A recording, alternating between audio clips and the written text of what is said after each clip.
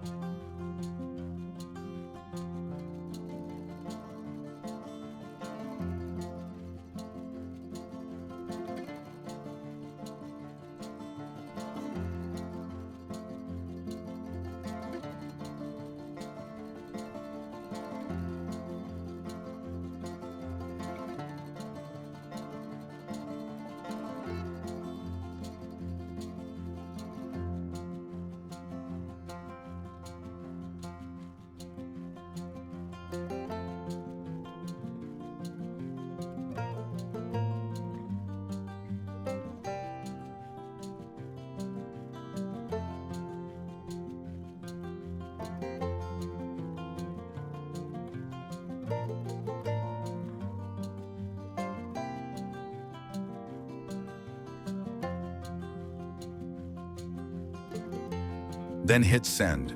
Wait for the generate process to finish.